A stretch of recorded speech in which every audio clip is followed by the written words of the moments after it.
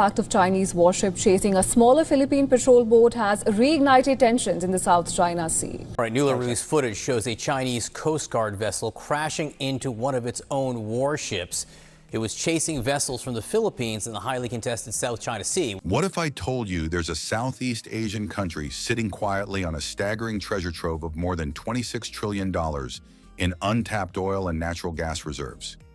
This is a nation whose underground riches could one day rival the energy powerhouses of Kuwait or even significant parts of Russia.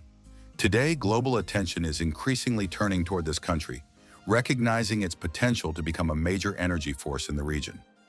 If everything proceeds according to plan, we could see a surge of new energy service contracts, a flood of foreign investment, and an energy boom that would transform the entire region's economic landscape. Contrary to popular belief, the next Asian energy giant may not be China, nor Indonesia. It might very well be the Philippines. At present, the Philippines produces roughly 9,000 barrels of oil per day. However, the country's daily oil consumption is shockingly much higher, over 550,000 barrels. This immense gap means the Philippines imports the vast majority of its oil, sending billions of dollars abroad each day just to keep electricity flowing, factories operating, and vehicles on the road. Yet beneath the country's soil and waters lies an enormous, untapped energy fortune. So where exactly is this hidden wealth located? Geologists, energy analysts, and strategic experts have their eyes fixed on the South China Sea, especially in areas around the Spratly Islands, Reed Bank, and Mischief Reef. These waters are rich in oil and gas deposits, but they are also among the most politically sensitive and disputed maritime zones in the world. While some of these hydrocarbon reserves lie within contested territories, a large portion of these resources are undeniably within the Philippines' own exclusive economic zone, awaiting exploration and development. From the Sulu Sea to the Celebes Sea, and scattered across various strategic locations throughout the Philippine archipelago, potential energy resources are abundant. And this is where the tension starts to escalate. Before we go further, if you're fascinated by geopolitics, energy conflicts, and the high-stakes power plays that influence global affairs, don't forget to hit that subscribe button and ring the bell to stay updated on what's coming next. Trust me, you won't want to miss it. The clock is ticking for the Philippines. The country's current primary source of natural gas, the Malampaya gas field, which has been the backbone of its electricity generation for decades, is nearing depletion. For years, Malampaya has generated over 3,000 megawatts of power, supplying electricity to Luzon, the nation's largest island, and the capital city, Manila. But experts warn this crucial energy asset could be nearly exhausted by 2027. Down is urgent. In response, the Philippine government has been taking swift action. They are reactivating older, dormant oil fields, scouting for new reserves in promising locations like Mindoro, and expanding exploration efforts around Camago and East Malampaya. The contract for Malampaya's operations was extended until 2029 in hopes of extracting every last drop. Meanwhile, major players like Prime Infra, Shell, and Udena are investing hundreds of millions of dollars into the country's energy future, signaling strong confidence in the Philippines' potential. Still, the vast majority of that $26 trillion in oil and gas resources remains locked beneath the surface, untouched, inaccessible, and unrealized. Why? It's not due to a lack of technology or capital. The biggest obstacle is political. The South China Sea's peril does not arise from natural disasters like typhoons, but from an ongoing geopolitical struggle. 6 nations, China, Vietnam, Malaysia, Brunei, Taiwan, and the Philippines, are all staking overlapping territorial claims over this strategically critical sea. The Philippines' most promising oil and gas fields lie within these contested waters, adding layers of complexity and risk. In 2016, a landmark ruling from an international tribunal invalidated China's extensive 9-line claim over much of the South China Sea, stating it had no legal basis under international law. But China dismissed the ruling outright and doubled down on its efforts to assert control. Chinese Coast Guard vessels have aggressively harassed Philippine ships, firing flares and even ramming survey vessels near critical locations such as Reed Bank. These incidents aren't hearsay. They are documented by satellite imagery, media reports, and U.S. military intelligence. Just last year, numerous tense standoffs occurred in waters where the Philippines hopes to begin exploratory drilling. Foreign investors grow increasingly cautious. Exploration slows. Development projects stall. Despite having internationally recognized rights to explore and extract these resources, the Philippines faces the real threat of military confrontation that keeps progress at bay. Imagine a country on the verge of rewriting its energy story, sparking an economic revival, and positioning itself as a regional powerhouse. But instead, it is hemmed in by naval blockades and geopolitical gamesmanship. It's like having a vault full of gold, but never being given the key. However, the situation is starting to shift. President Ferdinand Marcos Jr. has taken decisive steps that could alter the country's energy and security landscape dramatically. He's building stronger alliances with powerful partners like the United States and Japan, fundamentally reshaping the Indo-Pacific security environment.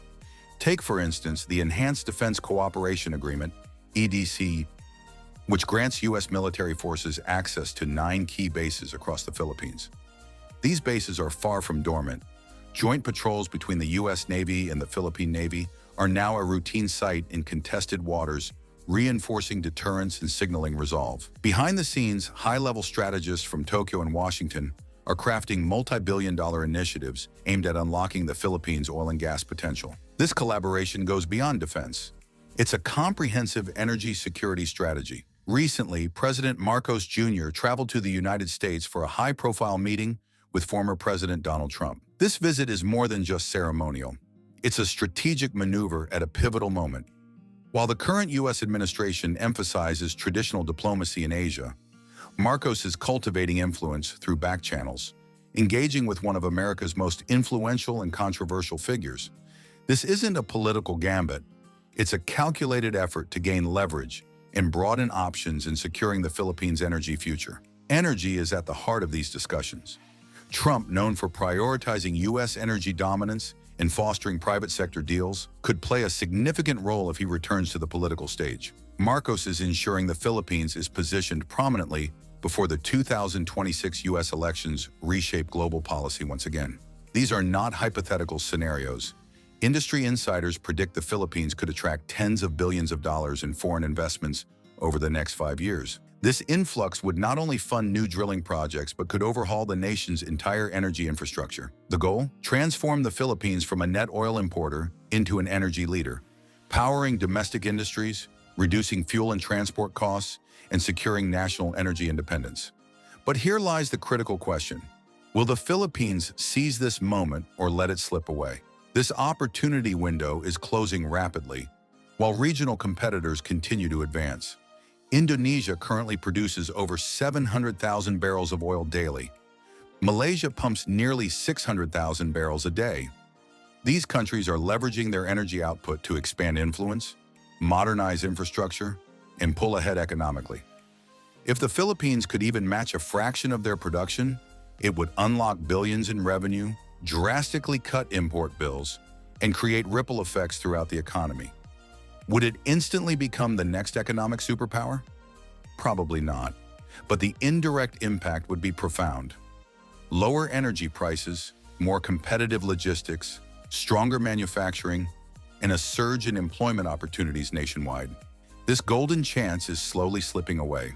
Malampaya's reserves are dwindling, global oil prices are on the rise, and climate change pressures are accelerating the global transition to renewable energy, with or without the Philippines' active participation. Just when the stakes feel the highest, the story takes another turn. It's no longer just about potential wealth, it's about survival. The race is on, a sprint against time and intensifying risks. What's truly at stake is everything. If the Philippines acts swiftly, it could redraw Asia's energy map, escape China's looming shadow, and strengthen bonds with key U.S. and Japanese allies. Instead of constantly chasing energy security, the Philippines could become a reliable energy supplier for the broader region. But hesitation or failure to act could have dire consequences. If Chinese aggression tightens its grip on disputed waters, if political paralysis sets in, the Philippines risks being trapped in a cycle of high fuel costs, sluggish economic growth, in perpetual vulnerability. Meanwhile, other nations will surge forward, leaving the Philippines stuck trying to catch up in its own maritime backyard. Yet a quiet development is underway that deserves attention. The Philippines and Vietnam, both grappling with China's assertive push in the South China Sea, are moving toward an energy partnership. They're exploring joint extraction efforts, coordinating maritime security, and presenting a united front. Japan is also emerging as a key player. Japanese companies backed by powerful state entities like JOGMEC, Japan Oil, Gas and Metals National Corporation, bring cutting-edge deep-sea drilling expertise. Japan's search for stable, diversified oil sources beyond the Middle East aligns perfectly with the Philippines' ambitions. A full-scale partnership between Japan and the Philippines could reshape the regional energy landscape, turning it into a game-changer with far-reaching implications. The timing couldn't be more urgent. The war in Ukraine exposed the fragile nature of global energy supply chains and the risks of relying on politically unstable or conflict-ridden regions for critical resources. Countries worldwide are scrambling to secure safer, more reliable energy sources. Right now, the Philippines stands at a crossroads with a real opportunity to become a vital energy partner for Japan, South Korea, Taiwan, and others. But time is not on their side.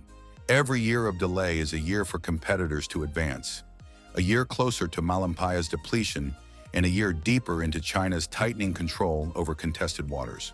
There's another dimension few are discussing: the generational divide within the Philippines. Young Filipinos are increasingly aware of climate issues.